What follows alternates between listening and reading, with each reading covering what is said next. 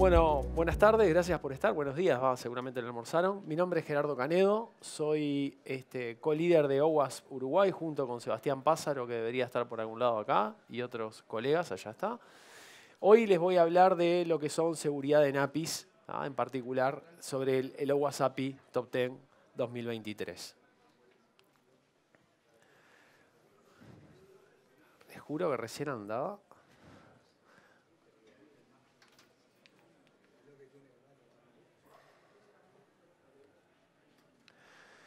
Bueno, OWASP, por si no lo conocen, es una organización sin fines de lucro que ya tiene casi 20 años de vida. Este año sufrió un renombre de Open Web Security Project, Application Security Project, a Open Worldwide Application Security Project, de hecho, porque aparte de web ya pasaron muchas cosas, ¿no? Y entonces había gente que decía, ok, bárbaro, esto sirve para web, pero me hablas de mobile, me hablas de nube. Y en realidad, ¿qué sabés vos de esto, no? ¿A quién le ganaste con ese nombre? Le cambiamos el nombre para que sea más abarcativo y bueno, es una organización sin fines de lucro que vamos a tener un meetup que tuvimos hoy una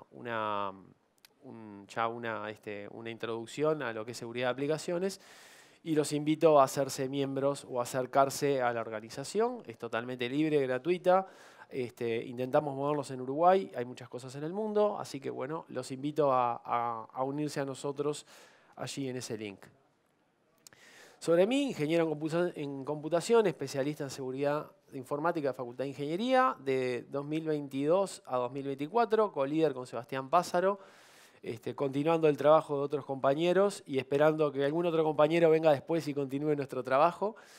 He traducido y ayudado a colaborar en varias traducciones de algunos documentos de OWASP. Es el lugar donde realmente sentí que podía aportar para que toda la gente habla hispana pudiera entenderlo un poquito más. Y bueno, tengo algún año ya de experiencia en ciberseguridad y ese número sigue creciendo y uno se va poniendo viejo. ¿Por qué vamos a hablar hoy de APIs? Bueno, básicamente vamos a hablar de APIs porque las APIs están en todos lados. Están en los dispositivos móviles para hablar con sus backends, están en IoT, están en desarrollos que tradicionalmente se hacían sin APIs, que eran los desarrollos web, empezaron a aparecer en un montón de lugares, y tienen una característica que se están utilizando tanto y hay dos grandes como que formas de usarlas. Una de esas formas es la consume y la produce el mismo o equipos dentro de la misma organización. Y hay otra forma que yo les pongo mi API al mundo. ¿Tá? Y uno de los problemas que tiene es que cuando uno les pone la API al mundo se está comprometiendo algo con otra gente y si eso deja de funcionar o encuentra un problema por algún motivo, moverlo, cambiarlo es carísimo desde el punto de vista de esfuerzo. O sea, realmente requiere tirar y hacer cosas y hablar con mucha gente. Entonces hay un top 10 que es de APIs, ¿tá? Específico, que es de lo que voy a hablar hoy, que tiene una versión 2023 en Release Candidate y que está basado en datos. O sea, no es esto porque nos juntamos con el Cuervo, con aquella gente que está allá, ¿tá? Que son todos compañeros, nos juntamos y dijimos, che, ¿qué fue lo que vimos en los últimos trabajos? Mirá, yo vi esto, no sé qué, no sé cuánto, ¿tá? Y entonces es el top 10. No, sino que tomaron un montón de datos y a partir de esos datos encontraron cuáles son los problemas más comunes hoy en día. También, para que no sea solamente una charla hablando, les presento una aplicación para probar esto que se llama CR API, obviamente en inglés es Crappy, ¿no? O sea, una aplicación desarrollada bastante para que vean lo que no hay que hacer, ¿tá? Esto es el clásico hijo, no hagas esto, y les muestra, ¿no? Bueno, entonces esa aplicación traje algunos ejemplos de ahí como para ilustrarlo un poquito más.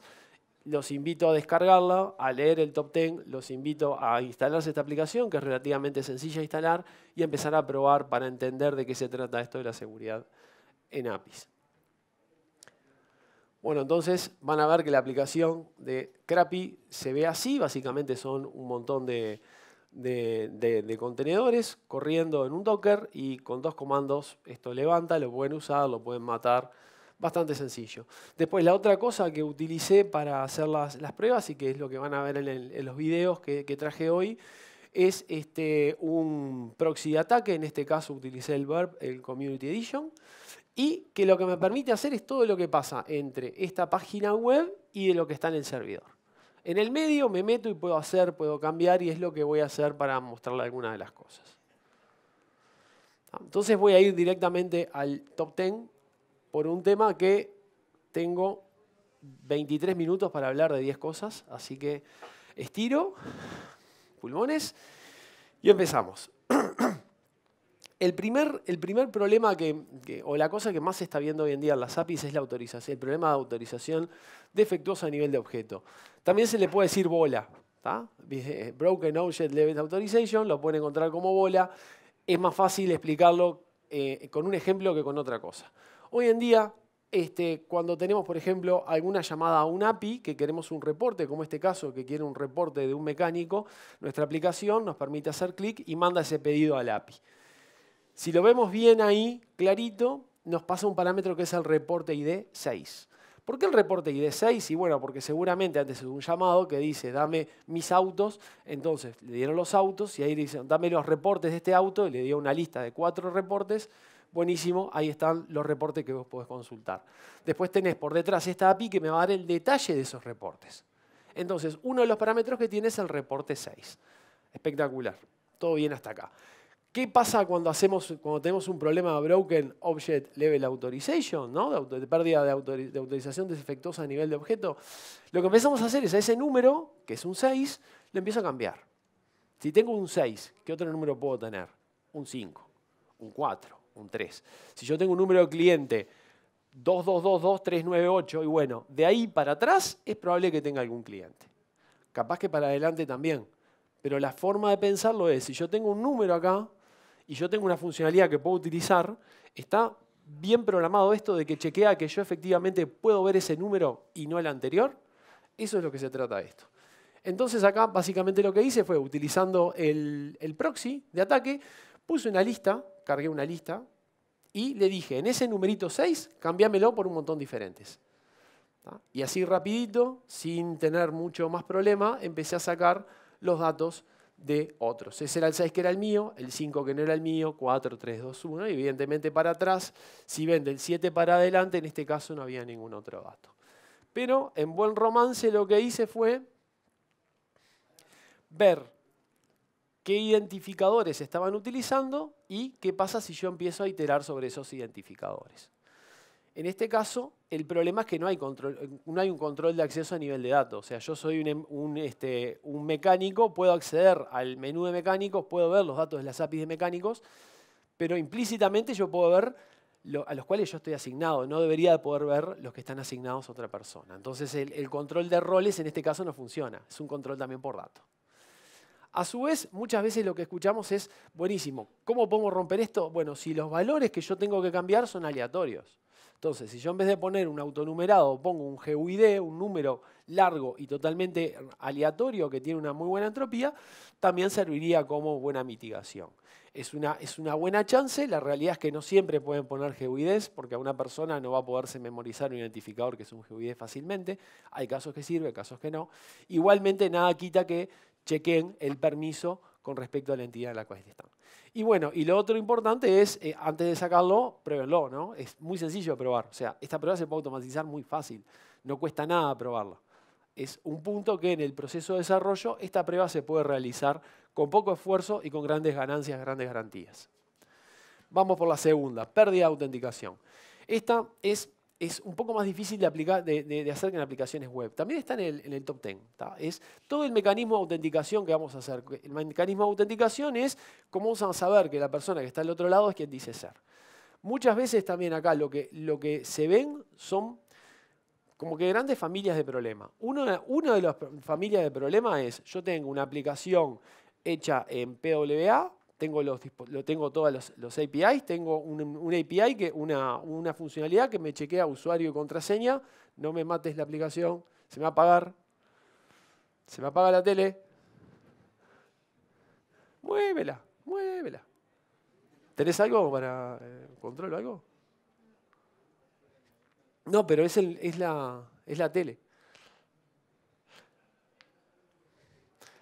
¿Alguien tendrá un control remoto?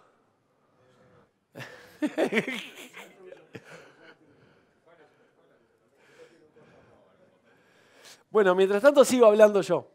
Entonces, ¿cuál es el tema? Tenés una aplicación PWA que tiene un chequea usuario password, le devuelve OK, sigue para adelante la aplicación y después todas las APIs no tienen absolutamente nada. ¿Por qué? Porque están pensadas de la forma que se hacía antes, de alguna manera, que teníamos una web session o que teníamos algo del lado del servidor. En este caso, como eso se hace del lado del cliente, lo que nos sucede es que ese control de acceso, hay veces que lo encontramos totalmente ausente. Otras veces lo que encontramos es el uso de algún control de acceso que da un token y ese token nunca va a expirar en su vida. Entonces también va a tener problemas. Y después hay problemas que son problemas que también lo vemos en aplicaciones web, que es en los mecanismos que utilizamos para hacer la autenticación, que hay problemas de pienso de esos mecanismos.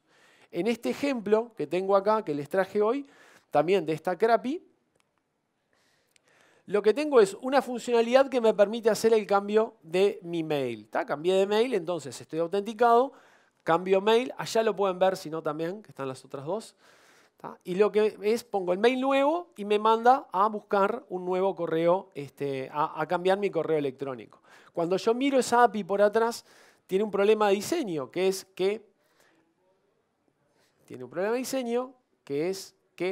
me manda el mail viejo y el mail nuevo, ¿no? Y esos dos datos. Estoy autenticado, me manda el mail viejo y el mail nuevo. Entonces, ¿qué es lo que hago?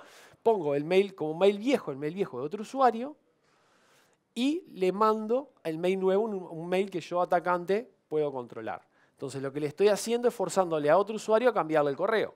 Cuando me llega el token, yo pongo el token, y luego lo que hago es, voy a la página y digo, olvidé mi contraseña. ¿Cómo es tu correo? El correo del atacado. Entonces ahí me devuelve el token, le cambio la contraseña y le hago un account takeover de alguna forma. Esto también, si bien lo podemos ver en aplicaciones web, es como que no es algo súper nuevo, en las aplicaciones, en las APIs que manejan autenticación también se ven estas cosas. Y como hay que pensarlo un poco diferente a como se pensaba cuando teníamos atrás un servidor stateful, la vieja y querida web session, puede ser que también algunas cosas de estas... Ahí quedó, gracias. Ya lo arreglé acá. No, no te preocupes, no te preocupes. Hay que traer su propio servicio técnico. Bueno, entonces, después, en cuanto a esto, ¿qué es lo recomendable? Hay mecanismos de autenticación estándar. Utilícenlos. No piensen sus mecanismos de autenticación cuando tienen algunos mecanismos de autenticación que posiblemente al principio les cuesten un poco más entenderlos, pero que les van a calzar en sus aplicaciones. También hay un documento de OWASP que se llama ASBS, Application Security Verification Standard, que tiene una cosa que está buenísima, tiene un montón de requerimientos. Antes de hacer una aplicación, ahí pueden ir y mirar los requerimientos que ustedes van a poner en su aplicación. Entonces, para evitar este tipo de cosas, por ejemplo, del correo que les mostré, hay requerimientos ahí en el ASBS que les dicen, claro, cualquier cosa que termine haciendo un cambio de contraseña tiene que tener el mismo nivel de seguridad que la autenticación. O sea, para cambiar el correo lo que hubiese necesitado es el password del usuario original. Entonces, en definitiva, era entrarle con el password original. Me hubiese roto esa cadena. Y no utilizar las API keys como autenticación. No están para eso. Tercer problema, también lo hemos visto mucho in the wild, ¿no? en la vida misma, que es una autorización defectuosa a nivel de propiedades de objeto. ¿Qué significa esto? Tengo un endpoint, tengo 1000 usos de ese endpoint. Hice el API y después que hice el API la uso en todos lados esa misma API, porque me da los datos que necesito. ¿Cuál es el problema? Es que posiblemente esa API dé datos de más. O posiblemente esa API, así como está publicada, también me permita cambiar cosas. Porque capaz que yo la uso en un backend para actualizar usuarios, pero si es la misma API que estoy exponiendo para el frontend exactamente igual, capaz que le estoy dando datos de más. Recuerdo un caso en el cual el API de hacer un user info devolvía el hash de la contraseña del usuario. Porque capaz que eso estaba para algún lado, no sé por qué estaba ahí, pero yo en mi aplicación web eso no lo necesitaba. Sin embargo, estaba ahí. ¿Está? En este caso de Crappy, lo que voy a hacer es, miren que en la aplicación tengo 4 datos que quiero mostrar. Sin embargo, se está reutilizando una API que trae toda la historia del vehículo. Y en esa datos del vehículo, por ejemplo, está la historia de los dueños anteriores, donde están los correos, etc. ¿Por qué? Y bueno, porque en definitiva, esa API me daba todos los datos que yo necesitaba. ¿Para qué voy a crear otra? Es la manera que podemos pensar. Entonces, bueno, el problema que tiene es que a su vez, al traer más datos, si bien en la página web un usuario final no los ve, un usuario que puede mirar un poquito más allá, un usuario con ciertas capacidades de, por ejemplo, leer el tráfico que va y viene en su propia máquina, o sea que acá HTTPS no te sirve para nada, es en mi propia máquina, puedo ver información de más. Entonces, la gran recomendación es exponer únicamente los valores necesarios. Hay un patrón para esto que se llama backend for frontend, que básicamente lo que hace es un backend que hace todas las llamadas para atrás, filtra las cosas y manda solamente los datos necesarios. Vamos un poco en contra de la reutilización, o vamos en contra un poco la hice una vez y la usé 1000 veces, pero bueno, no está bueno tener problemas de seguridad que van mucho más en contra de los intereses de la organización. O sea que este patrón puede ser muy útil. ¿Tá? Después, evitar utilizar métodos genéricos como tu JSON, tu string, ¿no? Y acá aparece el concepto del cherry pick. Porque ¿qué puede pasar? Si yo tengo un API que me devuelve muchos datos y yo hago un post y en vez de mandar esos 5 datos que yo voy a cambiar desde la aplicación, mando un sexto y está dentro de esos datos también me lo puede almacenar. Entonces lo que dice este punto es que demanden los datos mínimos necesarios y cuando vayan a hacer un cambio en la base de datos, o sea, cuando vayan a hacer un cambio de persistencia, obtengan solamente los valores que son lógicos de buscar. Porque un atacante puede poner en el JSON nombres que parecen razonables y con un poco de suerte va a meterlo dentro de la base de datos. Después lo vamos a ver un poquito más. ¿No? Implementar el control de acceso a nivel de datos, si es necesario, que el rol solo no es suficiente, se los comenté. Y evitar utilizar estas funciones mágicas que hacen que te ponen el API a la base de datos y en el medio vale todo. Seguro que la lógica de negocio en algún lado tiene que estar. El punto 4, el consumo de recursos irrestrictos. ¿Tá? Esto es, le doy palo al sistema automatizándolo hasta que lo tiro. ¿Tá? Y muchas veces lo que sucede con las APIs es que no tenemos una capacidad o no lo pensamos de primera que alguien puede estar del otro lado consumiendo recursos para hacer que el sistema se caiga. Imagínense en una venta de tickets, imagínense en algún lugar de competencia que no van conmigo, van con otro. Entonces, este tipo de cosas existen. También puede ser incluso sin intención. Conozco muchas organizaciones en las cuales ahí está la capacidad de pedir un reporte entre una fecha desde y una fecha hasta. Si por algún motivo alguien pone la fecha desde y la hasta nula, y de repente esa query está a 20-25 minutos consumiendo recursos. Y si por una de esas el usuario se le viene un poquito de la ansiedad y empieza a apretarle al botón, les tira todo abajo, ¿tá? Y me pasó.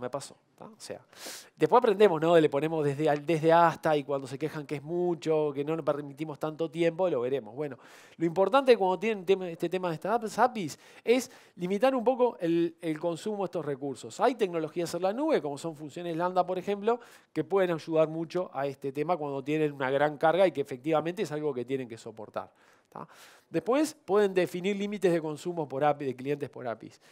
La cantidad de velocidad de respuestas, la cantidad de pedidos de un mínimo cliente. Hay cosas que no son muy razonables que sucedan, ¿no? Que un mismo cliente pida mucho lo mismo como que no le da a la persona para hacerlo, ¿no? Eso como que alguna cuota tenemos que poner.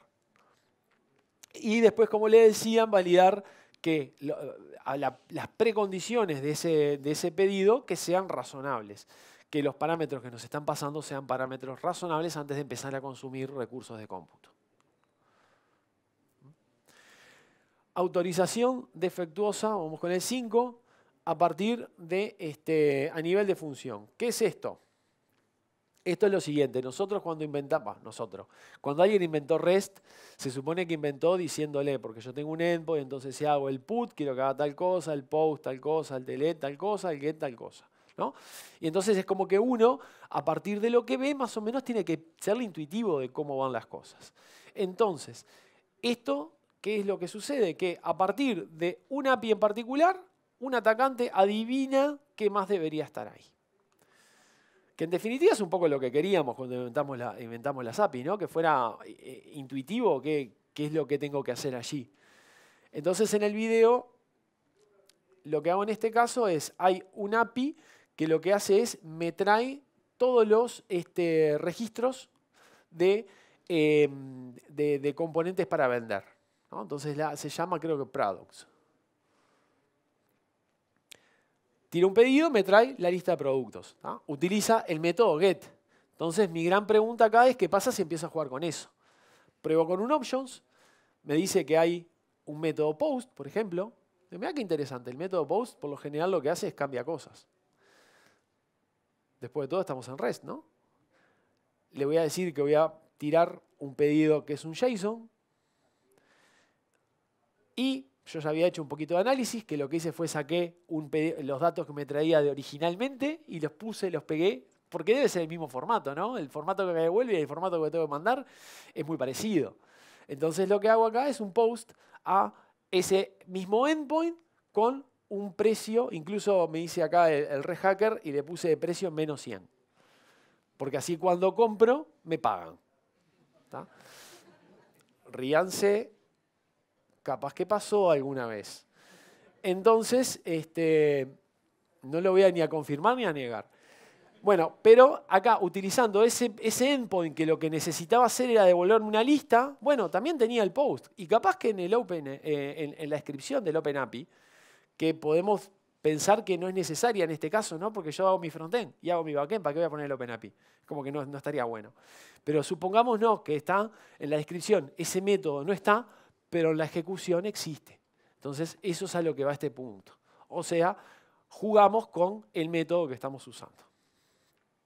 Bueno, entonces las recomendaciones son, implementemos un mecanismo de autorización que niegue el acceso por defecto. O sea, puede ser perfectamente un Role Access Basis Control, el viejo querido RBAC, de qué puedes hacer y qué no, y que por defecto no puedes hacer nada. Y al rol le vas poniendo lo que sí puede hacer. O sea, se te escapó un endpoint, por lo menos le dé access denied. ¿Tá? Implementar un control de acceso en todos los endpoints. Nuevamente ese endpoint de prueba o el endpoint ese que tiene para borrar la base de datos y arrancar de nuevo en test que no llega a producción. ¿Tá? Capaz que también lo cuida alguna vez. Y evaluar si es necesario poner esa API o es que simplemente se fue de más cuando llevé todo el paquete.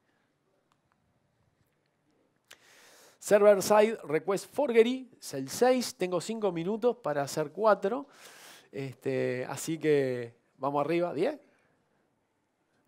No te creo nada. Bueno, un endpoint que lo que recibe es una URL, una URI, para ser bien específico, como parámetro. Y esa URI que estamos mandando como parámetro, ¿qué pasa si el atacante se pone un poco pillo y empieza a utilizarla para hacer otras cosas? Por ejemplo, yo tengo que pasarle la URL para mi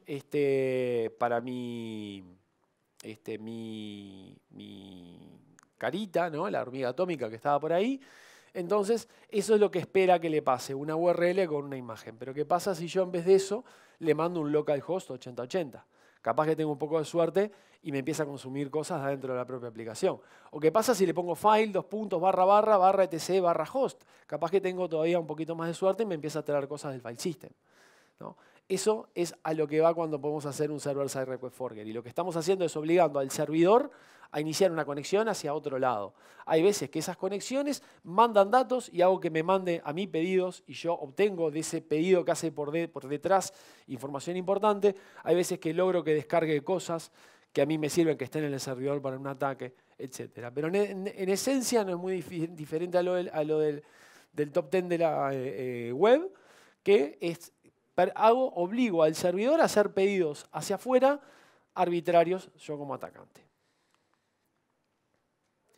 Bueno, no permitir que estos pedidos se realicen a recursos locales, utilizar una lista de estilos permitidos, ¿tá? Y deshabilitar las redirecciones HTTP serían las mitigaciones para este caso.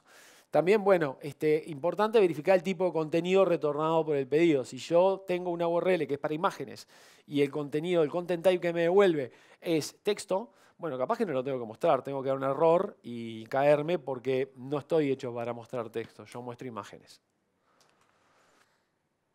Configuraciones inseguras, también es uno de Security Misconfigurations, también está en el top 10, que es los atacantes lo que hacen es buscan, si ya sabemos que tal versión de Node tiene cierto problema y encuentro a alguien que tiene esa versión de Node, bueno, es raspar y comer. Tiro 3 pedidos y sé que tengo éxito porque tiene un software con vulnerabilidades conocidas que no ha sido actualizado.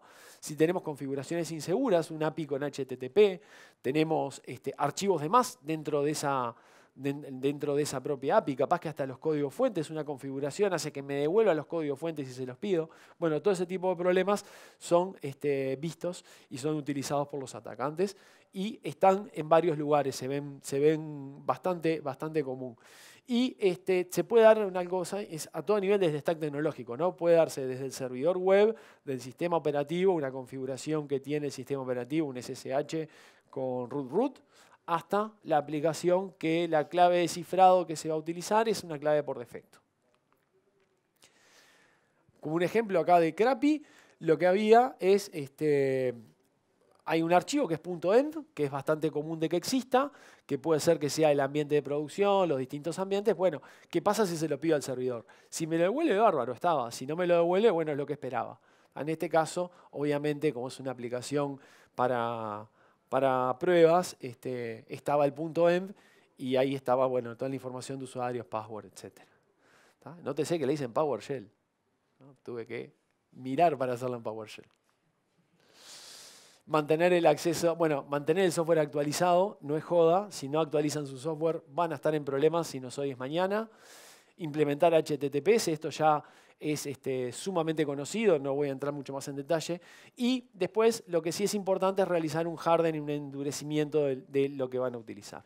No tienen por qué saber cómo hacerlo. Sí hay una organización que se llama CIS, que ponen CIS, hardening y la tecnología que quieren y les tira una guía de cómo hacer el hardening, entonces la pueden empezar a mirar de ahí. Es bastante sencillo empezar a mover esa pelota ahí y no tener problemas de cosas que están mal configuradas por acción u omisión. El 8. Falta de protección ante amenazas automatizadas. Esto lo que es básicamente es, yo tengo un carrito de compra, y veo cómo hacer para comprar los productos automáticamente. Entonces, como no tengo tiempo, lo que voy a hacer es decirles cómo lo tendrían que arreglar. Bueno, sus APIs tienen que tener una suerte de captcha o algo para que no les compre todas las entradas el mismo vendedor y después las revenda. O que no le saquen todo el stock de agua o de lo que ustedes quieran. Entonces lo importante es tenerla, el saber dentro de lo que es el ciclo del uso de su aplicación que cosas al negocio le pueden embromar si se automatizan y si alguien hace esto. El 9, gestión de inventario inadecuado, y como no tengo tiempo se lo voy a decir fácil. Teníamos el B1, la versión B1, tenía un problema, lo solucionamos, sacamos la versión B2 de nuestra API, la versión B1 quedó tirada ahí y sigue teniendo la vulnerabilidad. No puedo matar la versión B1 porque me quedan afuera la mitad de los clientes de Netflix, de los televisores, entonces tengo que arreglarla para atrás también. Y el que no sabe qué es todo lo que tiene puesto en producción no puede defender todo, solamente defiende lo que sabe puesto. Entonces, tengan inventariado, sepan lo que tienen y sepan que cuando encuentran una vulnerabilidad la tienen que arreglar para atrás o matar a los clientes de atrás. Y la 10, consumo inseguro de API. Cuando son desarrolladores, alguien le da una API, agarran y la consumen así nomás y está todo bien. Bueno, no lo hagan, miren que haganlo bien. Por ejemplo, validar el HTTPS, guardar las claves de forma correcta, etc. Y no tengo más tiempo, les voy a dejarla para que lo lean después. O si no, pueden leerlo directamente en el API Top 10, que está en su versión liberada. Así que bueno, muchas gracias. Disculpen los minutos. Bueno, muchas gracias.